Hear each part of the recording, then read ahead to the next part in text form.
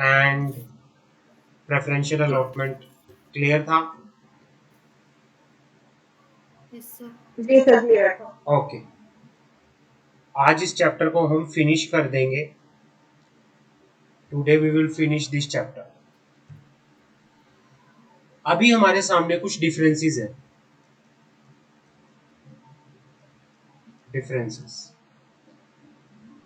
Differences क्या है? एक प्राइवेट प्लेसमेंट में और एक प्रेफरेंशियल अलॉटमेंट में दोनों सेम लगते हैं, काफी दोनों का प्रोसीजर एक जैसा सेम ही है, लेकिन यहाँ पे कुछ क्या है, देयर इज सम डिफरेंस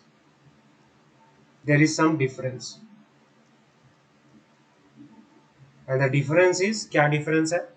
सबसे पहले बात करते हैं प्राइवेट प्लेसमेंट का कौन सा सेक्शन है, सेक्शन 42, एंड प्रेफरेंशियल अलॉटमेंट का सेक्शन है सेक्शन 62 सबसेक्शन 1 क्लॉज से। क्लियर है? प्राइवेट प्लेसमेंट का सेक्शन कौन सा है, सेक्शन 42, और इसका सेक्शन है section 62 clause 1 sub clause C, subsection 1 clause C. Meaning क्या होता है प्राइवेट प्लेसमेंट का? Offer invitation made to selected group of person. आप जब सिलेक्टेड ग्रुप ऑफ पर्संस को कोई ऑफर देते हो, दैट्स कॉल्ड प्राइवेट प्लेसमेंट। और उसमें क्या होता है प्रेफरेंशियल अलॉटमेंट के अंदर, issue of share to any person whether or not include they whether or not they include member or employee।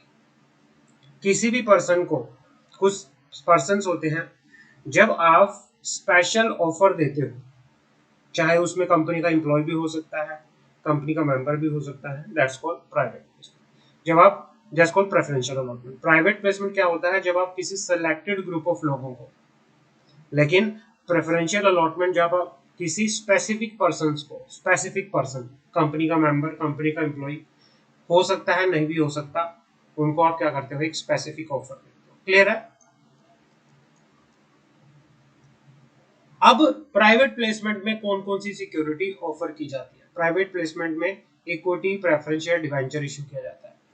Preferential allotment में ओनली इक्विटी। ध्यान रखना, प्राइवेट प्लेसमेंट के अंदर आप, you can issue equity share, you can issue preference share, you can issue debentures, but in the preferential allotment you can only issue the equity share and the security which is convertible into equity share। preferential allotment में आप सिर्फ equity share या वो security issue करते हो जो which will be converted into equity after a period of time। Clear है? पहला point, point number 1, point number 2, point number 3, clear है? Now, yes yes sir. Sir. yes, now we have point number 4। Private placement में share holder की approval की जरूरत रहती है, और प्रेफरेंशियल अलॉटमेंट में भी दोनों के अंदर शेयर होल्डर की अप्रूवल की जरूरत रहती है। Allottee, any person. Private placement के अंदर आप किसी भी पर्सन को जिसको बोर्ड ने आइडेंटिफाई किया है, बोर्ड एक लिस्ट बनाता है पूरी, किस किस को शेयर क्या करने हैं, अलॉट करने हैं, और उन्हीं को ही क्या होते हैं, अलॉटमेंट होती है। प्रेफरेंशियल अलॉटमेंट के अंदर कंपनी का मेंबर हो सकता है, कंपनी का एम्प्लॉय भी हो सकता है, या कोई भी पर्सन हो सकता है। उसके बाद बात करते हैं पॉइंट नंबर 6, डिस्क्लोजर इन explanatory statement. Only few disclosure, आपको कुछ एज पर रूल 14 की अगर मैं बात करूं, आपको सिर्फ फ्यू डिस्क्लोजर देने पड़ते हैं प्राइवेट प्लेसमेंट के रिगार्डिंग। बट अगर मैं बात करूं प्रेफरेंशियल अलॉटमेंट की, तब आपको क्या करना पड़ता है, डिटेल डिस्क्लोजर देनी पड़ती है। जब मैं बात करूं प्रेफरेंशियल अलॉटमेंट की, then you have to make detail disclosures. Clear है? समझ आ गई? Any doubt? जी सर। नो सर, आगे। क्लियर है सर। उसके बाद बात करते हैं offer letter. Private placement offer letter कौन से फॉर्म के अंदर दिया जाता है, PAS4 के अंदर। प्राइवेट प्लेसमेंट ऑफर लेटर जो दिया जाता है, वो दिया जाता है PAS4 के अंदर, और इसके लिए कोई फॉर्मेट नहीं है। प्रेफरेंशियल अलॉटमेंट के लिए कोई स्पेसिफिक फॉर्मेट नहीं है। Mode of payment, private placement में जो आप मनी रिसीव करोगे शेयर होल्डर से, वो सिर्फ आप बैंकिंग चैनल के थ्रू रिसीव कर सकते हो, बट कैश में रिसीव नहीं कर सकते। But preferential allotment can be in cash या consideration other than cash. Time limit for allotment, within 60 days आप क्या कर दोगे, जब आपके पास सब्सक्रिप्शन मनी आ जाएगा, एप्लीकेशन मनी आ जाएगा, उसके आने के 60 डेज के अंदर अंदर आपको अलॉटमेंट ऑफ सिक्योरिटी करनी है। बट हमने लास्ट क्लास में बात की थी, प्रेफरेंशियल अलॉटमेंट कितने दिन तक वैलिड होता है, जिस दिन आपने स्पेशल रेजोल्यूशन पास किया उसके 12 मंथ तक आपका प्रेफरेंशियल अलॉटमेंट जो है वैलिड रहेगा। 12 मंथ के अंदर अंदर आपको क्या करनी है, अलॉटमेंट करनी है सिक्योरिटीज की। क्या अब ऑथराइजेशन इन आर्टिकल, क्या प्राइवेट प्लेसमेंट के लिए ऑथराइजेशन इन आर्टिकल होना मैंडेटरी है या नहीं है? It is not mandatory. Private placement के लिए authorization in the article is not mandatory, but for the preferential allotment, as we discussed in our last class, the first condition is authorization in the article is mandatory. Private placement के लिए separate bank account होना भी जरूरत है, लेकिन preferential allotment के लिए separate bank account होने की जरूरत नहीं है। क्लियर है, समझ आ गई? Any doubt? जी सर, आगे। हाँ। No sir. Now, what is the difference between the right issue and preferential allotment? जो राइट इशू के प्रोविजन है वो सेक्शन 62 सबसेक्शन 1 क्लोज ए के अंदर है। जो प्रेफरेंशियल अलॉटमेंट है वो किसमें है, सेक्शन 62 सबसेक्शन 1 क्लोज सी के अंदर है। राइट इशू के लिए कोई रूल प्रिस्क्राइब नहीं किया गया, लेकिन प्रेफरेंशियल अलॉटमेंट के लिए आपके पास रूल 13 है। रूल 13, राइट इशू में आप कोई सी भी security, equity share, preference share, कोई भी इशू कर सकते हैं, लेकिन प्रेफरेंशियल अलॉटमेंट में only equity share, only equity shares और security which is convertible into equity shares, आप ये दे सकते हो। Person to whom offer is made, भाई जो राइट इशू दिया जाता है वो कंपनी के एग्जिस्टिंग शेयर होल्डर को दिया जाता है। बात की थी ना हमने, राइट इशू किनको दिया जाता है, कंपनी के एग्जिस्टिंग शेयर होल्डर को। बट प्रेफरेंशियल अलॉटमेंट आप किसी को भी दे सकते हो, एग्जिस्टिंग शेयर होल्डर को भी दे सकते हो। You can made the preferential allotment to the existing share holder and even outsider. Clear है? Any doubt? यहां तक कोई डाउट है तो मुझे बताओ। क्लियर है सर। ओके, जी सर, क्लियर है। Under the right issue, what is the limit of person to whom the offer is made? अगर मैं बात करूं राइट इशू की, वहां पे कोई लिमिट नहीं है, आप कितने भी लोगों को राइट इशू दे सकते हो राइट इशू बेसिस पे। बट प्रेफरेंशियल अलॉटमेंट के अंदर, प्रेफरेंशियल अलॉटमेंट में प्राइवेट प्लेसमेंट के प्रोविजंस भी लगते हैं, ये ध्यान रखना। दोनों कई कई सिचुएशन में प्राइवेट प्लेसमेंट, और जहां पे प्रेफरेंशियल अलॉटमेंट आ गई वहां पे प्राइवेट प्लेसमेंट के प्रोविजंस भी लगते हैं, ये आपको ध्यान रखना है। तो प्रेफरेंशियल अलॉटमेंट आप मैक्सिमम टू मैक्सिमम 200% तक को दे सकते हो। क्लियर है? Any doubt?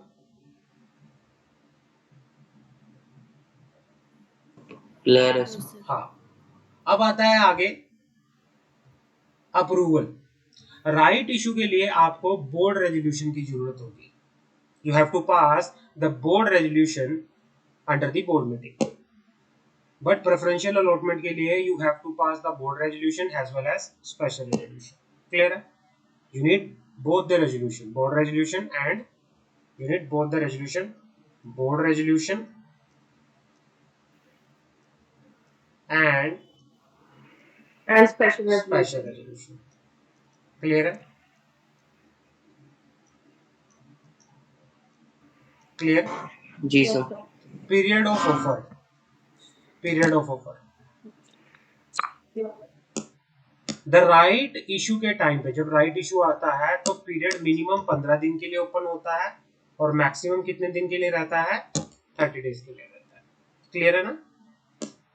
बट यहां पर कोई ऐसा ऑफर पीरियड नहीं है, there is not any offer period. Offer letter, offer letter No specific format has been prescribed under the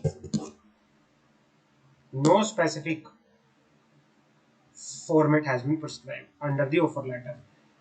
यहां पे भी इसको काट दो, इस पे लिखो no specific offer letter, no specific offer letter, इसको काट दो क्योंकि ये प्रेफरेंशियल अलॉटमेंट की बात कर रहे हैं, इन्होंने प्राइवेट अलॉटमेंट का डाला हुआ है ये, तो इसको काट दो। यहाँ पे लिखो प्रेफरेंशियल अलॉटमेंट में भी आपको किसी तरह के ऑफर लेटर की जरूरत नहीं होती। क्लियर है, समझ आ गई?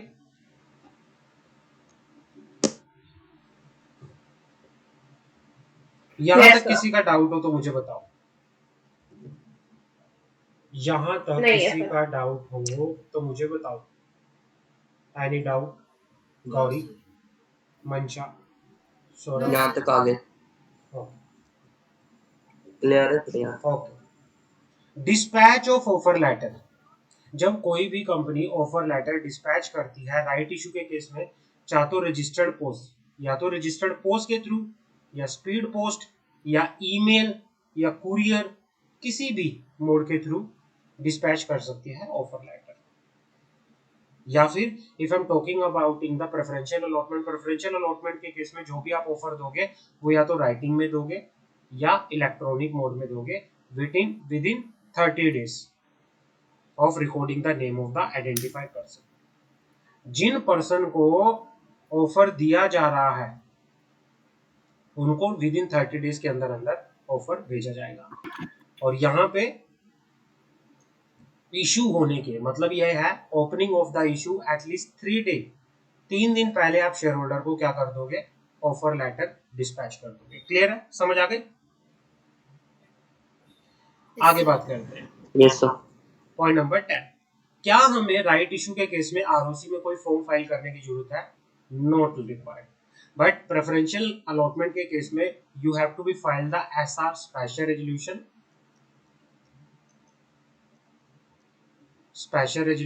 MGT 14। In form MGT 14। Return of allotment कितने दिन के अंदर फाइल करोगे आप?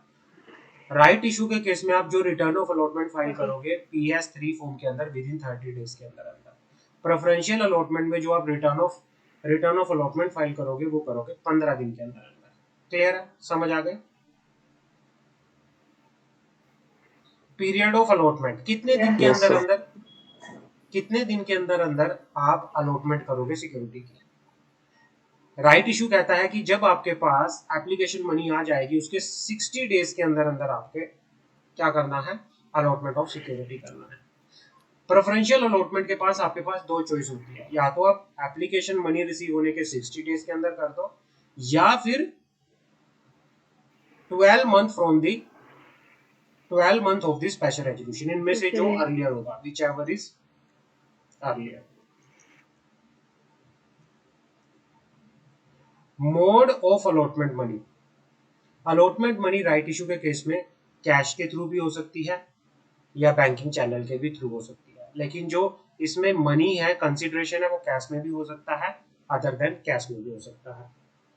Utilisation of application money, no restriction for filing of return of allotment before utilization of application money. Right issue के केस में आपने रिटर्न ऑफ अलॉटमेंट फाइल नहीं की, आप उससे पहले मनी को यूज कर सकते हो, you can use the money.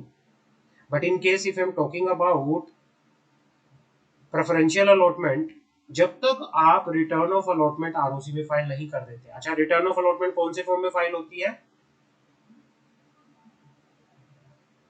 Return of allotment कौन से फॉर्म में फाइल होती है? तो PS3 PS3 PAS3 PS3। Getting my point? Yes sir. आगे आते हैं, यहां तक क्लियर है? Right issue and preferential allotment में any doubt? Any doubt in the right issue and preferential allotment? No sir. Okay. Now our next topic is of bonus issue. Bonus issue. Bonus issue का जो section है, there is a section 63 read with Rule 14 of the company share capital and debenture company share capital and debenture rule. Meaning क्या होता है bonus share का? Company में if it is article provide, bonus issue के लिए first condition क्या है? आपके आर्टिकल ऑफ एसोसिएशन के अंदर ऑथराइजेशन होना चाहिए। If it is article authorise, company can capitalise it is profit by issue fully paid up bonus share. Company के पास सरप्लस प्रॉफिट है तो कंपनी उस प्रॉफिट का use fully paid up bonus issue के लिए कर सकती है। Company can capitalise their profit by issuing fully paid up bonus share. The issue of bonus share by company is a common feature. The vesting of right in bonus share taken place when share actually allotted and not from earlier date. Vesting of right कब होगा? जब actual में share जो है allot कर दिए जाएंगे, इससे पहले कोई डेट नहीं होती। तो bonus share means the capitalisation of profit of company by issuing fully paid up bonus share. जो बोनस शेयर कंपनी इशू करती है वो विदाउट कंसिडरेशन इशू करती है, शेयर होल्डर से कोई पैसा नहीं लेती जी। कंपनी अपने एग्जिस्टिंग इक्विटी शेयर होल्डर को क्या करती है? एक रेशो में क्या करती है? फ्री में शेयर इशू करती है, तभी इसे बोनस शेयर कहा जाता है। क्लियर है? समझ आ गई? उसके लिए कंपनी कोई कंसिडरेशन नहीं जी सर। मान लो ABC लिमिटेड कंपनी है, उसमें 3 शेयर होल्डर हैं, मंशा, गौरी एंड सौरभ। आपके पास 100 शेयर है,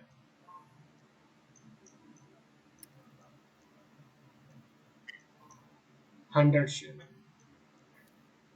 मान लो कंपनी ने बोला हम 1:1 की रेशो में बोनस शेयर देंगे कि भाई जिनके पास एक शेयर है उसको, जिसके पास एक शेयर है उसको एक शेयर का हम बोनस शेयर देंगे, उसके बदले में एक और बोनस शेयर देंगे। तो भाई मान लो मंशा के पास 100 शेयर है तो उसको कितने बोनस शेयर मिलेंगे?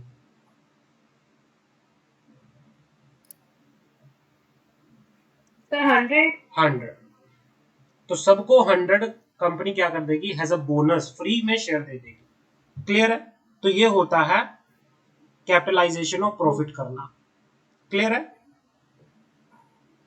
अब बेनिफिट क्या होते हैं? तो कंपनी बोनस शेयर कब इशू करती है? जब कंपनी के पास काफी अच्छा प्रॉफिट हो, कंपनी प्रॉफिट अच्छा कर रही है, कंपनी रिवॉर्ड दे रही है शेयर होल्डर्स को, है ना, कंपनी का बिजनेस अच्छा चल रहा था, तो उस सिचुएशन में कंपनी बोनस शेयर दे सकती है। हाँ जी। तो sir bonus share share holder को ही होते हैं या एम्प्लॉयर को भी होते हैं इशू? एम्प्लॉय को बोनस शेयर, देखो कंपनी का कोई भी एग्जिस्टिंग शेयर होल्डर होता है ना, चाहे वो एम्प्लॉय हो। जी सर। एम्प्लॉय भी, जब एम्प्लॉय के पास शेयर आ जाएंगे तो वो भी शेयर होल्डर बन जाएगा ना। कंपनी अपने एग्जिस्टिंग शेयर होल्डर को ही बोनस शेयर देती है। क्लियर है? चाहे वो एम्प्लॉय आ जाए, चाहे वो कोई डायरेक्टर आ जाए, चाहे वो कोई भी आ जाए, भाई कंपनी अपने एग्जिस्टिंग शेयर होल्डर को बोनस देती है। क्लियर है? Okay sir. Now what is the benefit of issuing bonus share? Bonus share जो होता है, it is meant for capitalisation undistributed profit. Company के पास कोई ऐसा प्रॉफिट पड़ा था जो किसी काम का नहीं था, कंपनी ने उस प्रॉफिट को कैपिटलाइज करने के लिए क्या कर दिया? बोनस इशू कर दिया, बोनस शेयर इशू कर दिया। तो इससे क्या होता है? प्रॉफिट जो अनडिस्ट्रीब्यूटेड प्रॉफिट है, जो सरप्लस प्रॉफिट है, वो क्या हो जाता है? कैपिटलाइज हो जाता है। फंड फ्लो जो होता है वो एडवर्सली अफेक्ट नहीं होता। Market value of share, company की मार्केट वैल्यू ऑफ शेयर जो होता है वो डाउन आ जाती है अपनी नॉमिनल वैल्यू पे। Market value of member share increase हो जाती है। कंपनी के शेयर की मार्केट वैल्यू कम हो जाती है, मेंबर के शेयर की जो मार्केट वैल्यू होती है वो बढ़ जाती है। Bonus share is not a income, hence it is not taxable. Bonus share कोई इनकम नहीं है तो ये इनकम टैक्स के अंदर टैक्सेबल भी नहीं होती। एनी डाउट बेनिफिट के अंदर? बेनिफिट में कोई doubt? No sir. Any doubt in the benefits? आगे बढ़े। नाउ जी अभी सर। हमारे पास आता है clear. Source of issue of bonus share. Company कहां से बोनस शेयर इशू कर सकती है? What are the sources of issue of bonus share?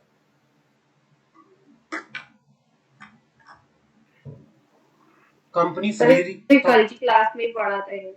हाँ, कि भाई कंपनी, वो तो हमने बात की थी बायबैक की, वो तो हमने बात की थी बायबैक की, ये हम बात कर रहे हैं बोनस की।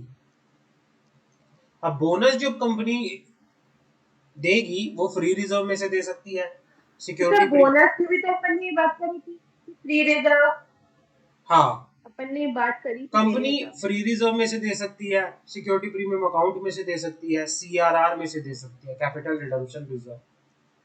हमने कल पढ़ा था बायबैक के अंदर कि कंपनी को जब बायबैक करती है तो कंपनी बायबैक करते टाइम या तो कंपनी बायबैक फ्री रिजर्व में से कर सकती है, सिक्योरिटी प्रीमियम अकाउंट में से करती है, या out of the proceed of other specified security, इनमें से कर सकती है। लेकिन अगर कंपनी फ्री रिजर्व या सिक्योरिटी प्रीमियम अकाउंट में से बायबैक कर रही है तो उसके इक्वल अमाउंट कंपनी को कहां ट्रांसफर करना पड़ता है? सीआरआर के अंदर ट्रांसफर करना पड़ता है। और उस सीआरआर का यूज हमने पढ़ा था कि fully paid up bonus share issue करने के लिए कंपनी कर सकती है, हमने पढ़ा था ना? जी सर। हाँ, आगे बढ़ते हैं। Condition for issue of bonus share. What are the condition for issue of bonus share?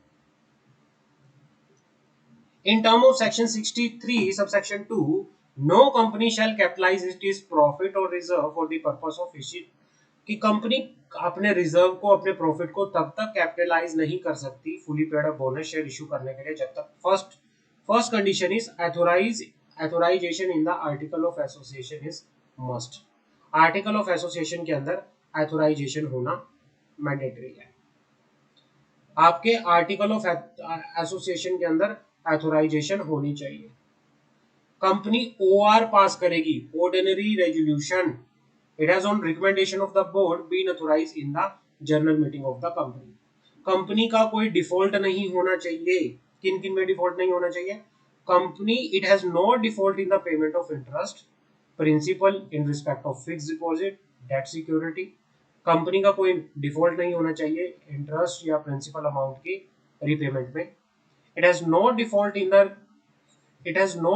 in respect of payment of statutory due of the employee such as contribution to provident fund, gratuity। Company का statutory जो dues होते हैं, जो provident fund होता है, gratuity होता है, bonus होता है, इनके अंदर कंट्रीब्यूशन में भी किसी तरह का क्या नहीं होना चाहिए?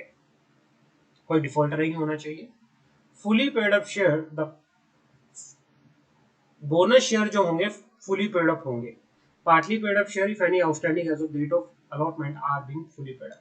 आप सिर्फ फुली पेड अप शेयर्स का ही क्या कर सकते हो? बोनस एज अ बोनस उन्हें इशू कर सकते हो। No dividend in lieu of, no issue in lieu of dividend. भाई कंपनी के पास प्रॉफिट था, लेकिन प्रॉफिट किस पर्पस के लिए था? डिविडेंड पे करने के पर्पस के लिए था। तो कंपनी ये नहीं कर सकती कि कंपनी ने डिविडेंड तो पे नहीं किया, उसके बदले में बोनस शेयर दे दिया, नहीं।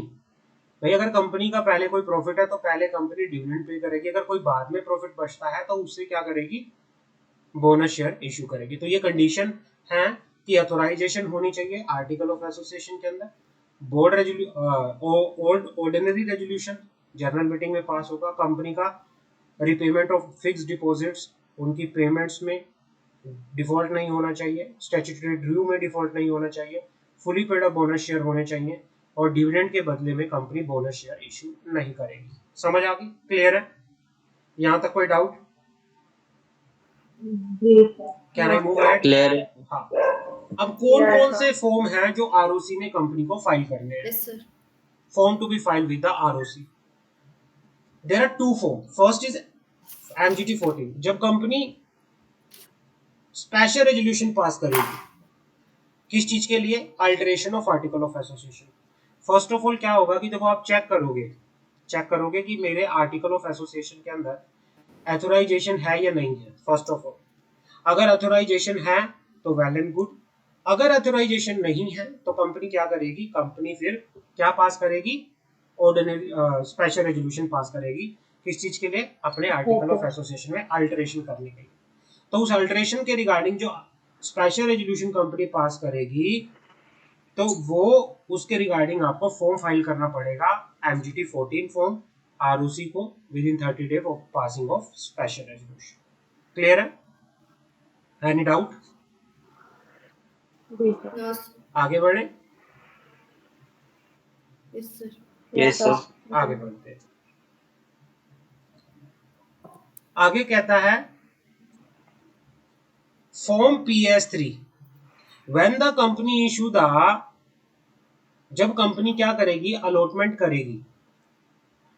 करेगी बोनस शेयर की, तो उसके 30 दिन के अंदर अंदर कंपनी को रिटर्न ऑफ अलॉटमेंट फाइल करनी है PS3 के अंदर। क्लियर है? कोई डाउट? बोनस शेयर में कोई डाउट हो No, तो sir. मुझे बताओ। Any doubt in the bonus share? Gauri, Mansha, No, sir. आगे बढ़े। नहीं है सर आप। ओके, जी sir. Now Yes, sir. our topic is sweat equity share.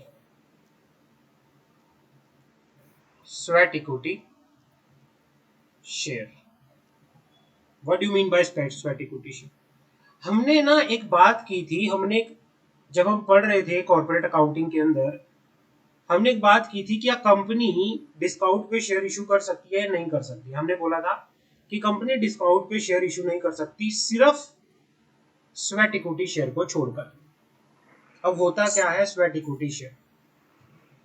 Company है, मान लो कंपनी के अंदर मंशा,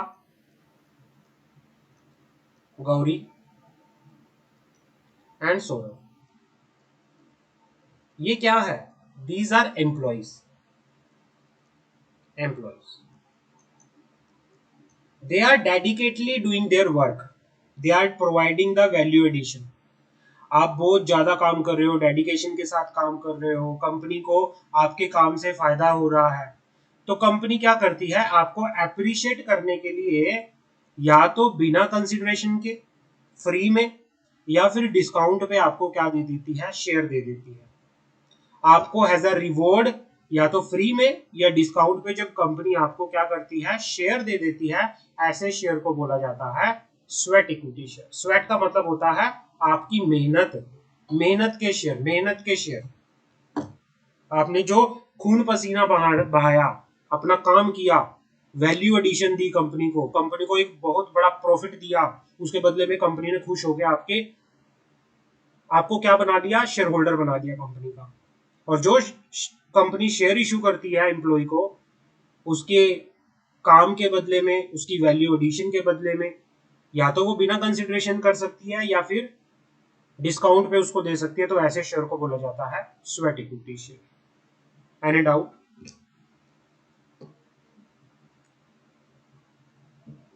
नो सर, नहीं है। According to the section 2 clause 88, sweat equity share means such equity share issued by company to its director or employee at a discount or for consideration other than cash for providing their know-how, making available right in the nature of intellectual property right, value addition by whatever name called. आपने company को कोई value addition दी, company को आपने कोई ऐसा product बनाया जो company के लिए बहुत जबरदस्त था, आपने कोई ऐसा सॉफ्टवेयर बना दिया, आपने कोई सर्विस इस तरह की दी जो बिल्कुल आज तक किसी ने नहीं दी है, बिल्कुल इंटेलेक्चुअल है, उसके बदले में कंपनी ने आपको क्या कर दिया, अपनी कंपनी के अंदर हिस्सेदारी दे दी। और जब कंपनी ऐसा डिस्काउंट पे आपको कंसिडरेशन, जो डिस्काउंट पे आपको शेयर देती है, तो इसको बोला जाता है स्वेट इक्विटी शेयर। क्लियर है? समझ आ गए? जी सर। हाँ, नाउ यहाँ पे एक क्वेश्चन आता है कि वैल्यू एडिशन क्या होती है, किस तरह की वैल्यू एडिशन होती है? It means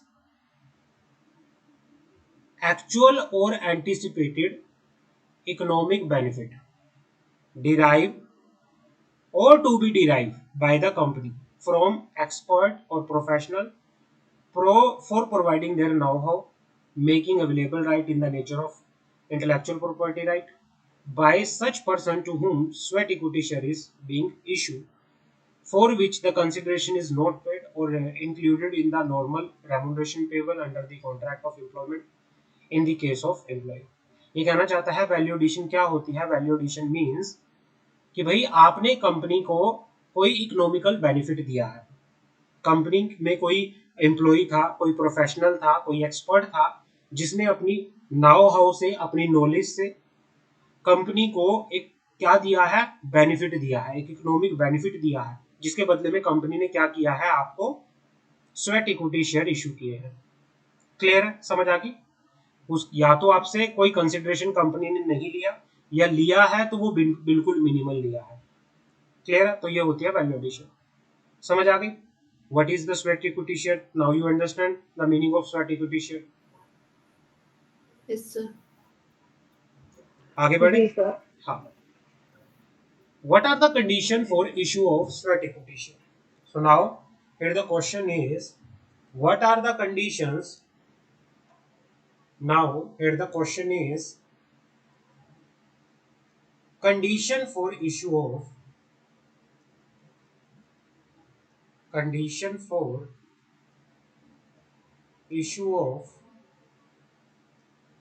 sweat equity share। Condition for issue of sweat equity share. तो क्या कंडीशन है? First of all authorisation by special resolution.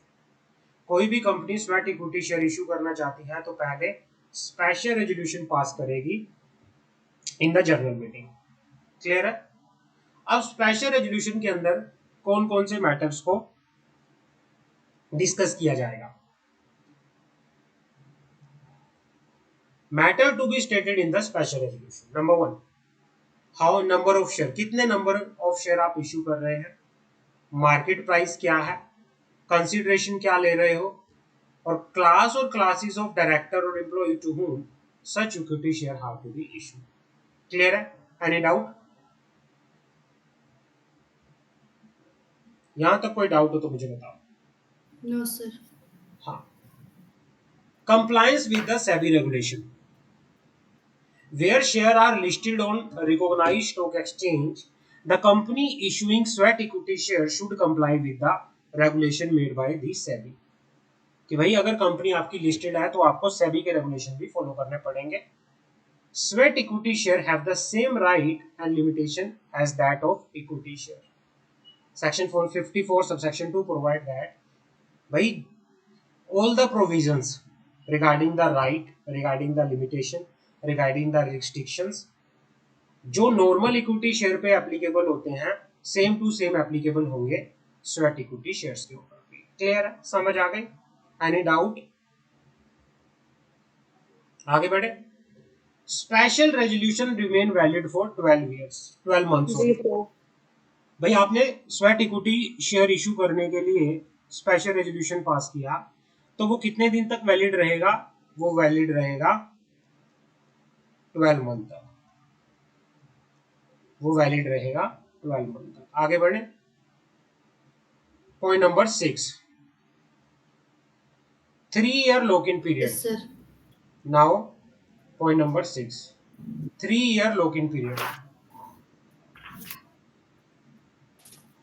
The sweat equity share issued to director or employee, जो sweat equity share है जो issue किए गए हैं director को या एम्प्लॉय को, shall be lock in for a period of 3 year from the date of allotment. जब डेट ऑफ अलॉटमेंट आप किसी एम्प्लॉय को आपने स्वेट इक्विटी शेयर इशू किए तो उसके शेयर 3 साल के लिए लॉक हो जाएंगे। 3 साल तक वो किसी को अपने शेयर ट्रांसफर नहीं कर सकता। Limitation on issue of sweat equity share. Rule 8 Sub Rule 4 state that company shall not issue sweat equity share more than 15% of the existing paid up equity share capital in a year or share of the issue value of ₹5 crore whichever is higher।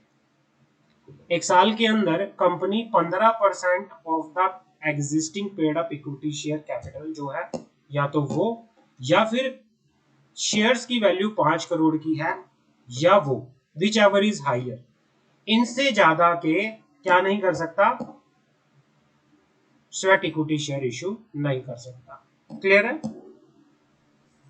और the issuance of sweat equity share in a company shall not exceed 25%, और during the life time, एक साल में तो 15% से ज्यादा नहीं कर सकती, लेकिन during the life time company की जो शेयर होल्डिंग हो गई बाय इश्यू ऑफ क्या, स्वेट इक्विटी शेयर, वो कितने से ज्यादा नहीं होनी चाहिए, 25% of the paid up equity capital of the company at any time नहीं होनी चाहिए। Any doubt?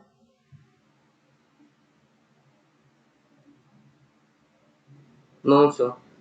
Now point number 8, sweat equity share for non cash consideration. Point number 8 is sweat equity share for non cash consideration. The non cash consideration shall be treated in the following manner in the books of account of the company.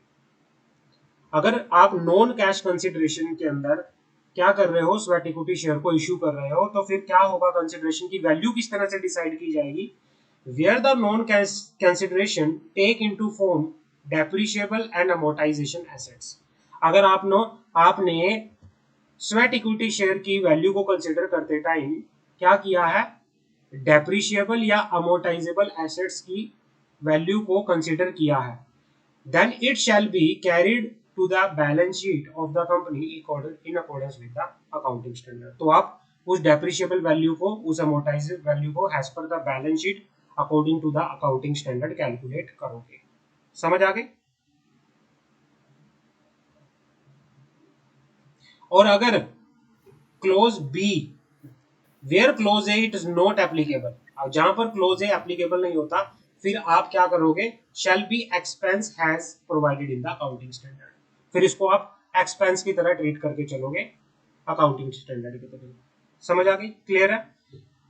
Second point number 9, sweat equity share forming part of management remuneration. जो sweat equity share होते हैं उसको management remuneration का part माना जाता है, managerial remuneration के अंदर इसको काउंट किया जाता है। The amount of sweat equity share issue be treated of the part of managerial remuneration. Sweat equity share को मैनेजरियल रेम्यूनरेशन का पार्ट माना जाता है एज पर सेक्शन 197 198। क्लियर है? अगर कोई भी company sweat equity share director को इश्यू कर रही है या मैनेजर को इश्यू कर रही है, कोई भी कंपनी अगर स्वेट इक्विटी शेयर डायरेक्टर को इश्यू कर रही है या फिर मैनेजर को इश्यू कर रही है, तो फिर ये स्वेट इक्विटी शेयर किसका पार्ट माना जाएगा, it will be considered as a part of managerial remuneration. Any doubt? No, sir. Okay. They are issued for consideration other than cash, which does not take the form of asset which cannot be carried out to the balance sheet of the company according to the accounting standard.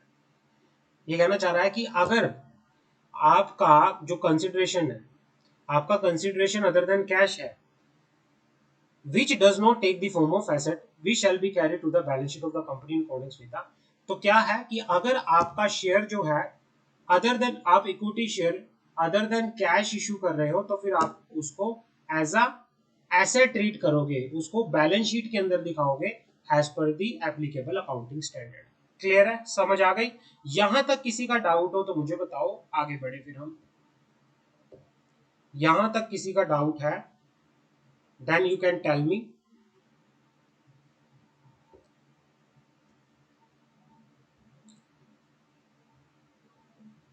ये काट दो, no sir, नहीं। Not important. Point number 9 तक आप करो, ये important है, ये काट दो, इट इज नॉट इंपॉर्टेंट। समझ आ गई? आगे बढ़े। जी sir. Disclosure in the board report. Board report में आपको क्या क्या डिस्क्लोजर देना है, जब company sweat equity share issue करेगी तो बोर्ड रिपोर्ट में क्या क्या डिस्क्लोजर आएंगे। पहला, द क्लास ऑफ डायरेक्टर और employ to whom sweat equity share will issue, the class of share issue as sweat equity share, the number of sweat equity share issued to the director, KMP, other employee, showing separately the number of such share issued to them, the reason and justification of the issue, Principal terms and condition for issue of sweat equity share. The total number of share arising as a result of issue of sweat equity share. Percentage of sweat equity share, कितना percentage आप issue कर रहे हो sweat equity shares. Diluted earning per share. तो इसमें आप क्या क्या बताओगे बोर्ड रिपोर्ट के अंदर कि वो कौन सी क्लास के डायरेक्टर है, कौन सी क्लास के एम्प्लॉय है जिसको आप स्वेट इक्विटी शेयर इशू कर रहे हो, कितने नंबर ऑफ शेयर आप इशू कर रहे हो, कौन सी क्लास के शेयर्स आप इशू कर रहे हो, उसके बाद क्या है रीजन क्या है स्वेट इक्विटी शेयर इशू करने का, प्रिंसिपल टर्म्स एंड कंडीशन क्या है स्वेट इक्विटी शेयर को इशू करने की, total number of share arising as a result of issue of sweat equity share, percentage क्या है स्वेट इक्विटी शेयर इशू करने की, एंड उसके बाद कंसिडरेशन. आप कंसिडरेशन क्या रिसीव कर रहे हो वो भी बताओगे, and diluted earning per share वो भी बता के आप चलोगे. क्लियर है, समझ आ गई? Any doubt?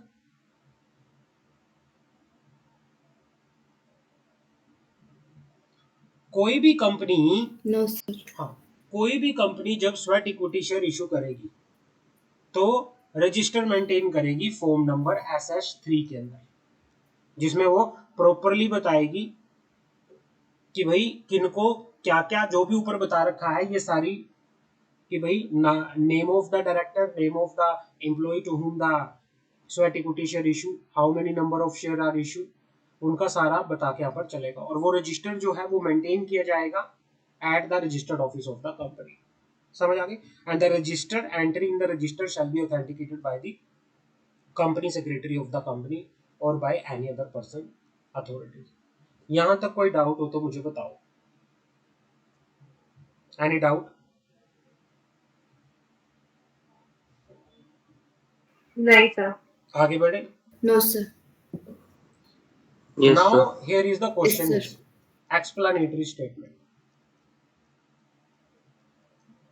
Explanatory statement. While taking a decision, it is important that all the information provided with respect to the matter कि भाई एक्सप्लेनेटरी स्टेटमेंट के अंदर क्या क्या होगा, जो हमने बोर्ड रिपोर्ट में बताया सेम टू सेम वही की वही एक्सप्लेनेटरी स्टेटमेंट भी आएगी. The date of board meeting at which the proposed issue of sweat equity share was approved, the reason and justification of the issue, class of the share under which sweat equity share are intended to be issued, total number of share to be issued as sweat equity share, the class or classes of director or employee to whom such equity share are to be issued, principal terms and condition on which sweat equity share are to be issued, time period of association of such person with the company, the name of the director or employee to whom the sweat equity share will be issued, their relationship with the promoter and KMP, the price at which the sweat equity share proposed to be issued, the consideration including consideration other than cash, statement to the effect of that the company shall confirm the applicable accounting standard, and diluted earning per share. So there is the provision of sweat equity shares. Sweat equity share में किसी का कोई doubt हो तो मुझे बता सकता है. तो यहाँ पे हमारा पार्ट सी जो है कंप्लीट होता है. Here our part C is now totally completed. आप लोगों में से किसी का कोई डाउट यहाँ पर? आप लोगों में से किसी का कोई डाउट हो तो मुझे बताओ. जितना भी हमने किया अभी तक किसी का कोई डाउट?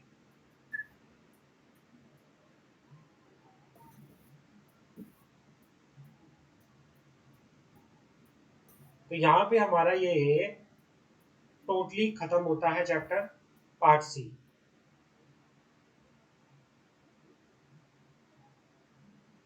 किसी को कुछ पूछना है? और रही बात, देखो पार्ट बी के अंदर कल हमने बायबैक किया था, बायबैक किया था ना? Yes, sir. तो बायबैक मैं इसमें नहीं कराऊंगा. सर. सेम है जो मैंने कल बायबैक कराया था, सेम टू सेम आपका बायबैक यहाँ पे कवर हो चुका है. तो इसमें हमारे सिर्फ 2 टॉपिक बचेंगे पार्ट डी के अंदर. पार्ट डी में हमारे सिर्फ 2 टॉपिक हैं. और वो कौन कौन से टॉपिक होंगे मैं एक बार दोबारा से बता दूंगा. हमारे इसमें टॉपिक होंगे अल्टरेशन का एंड रिडक्शन का. सिर्फ 2 टॉपिक करवाऊंगा पार्ट डी में, उसके बाद हमारा ये चैप्टर पार्ट डी भी कंप्लीट हो जाएगा। कल परसों की क्लास में हम पार्ट डी पूरा खत्म कर देंगे अपना, ठीक है? क्लियर है? Okay sir. हाँ ठीक है सर।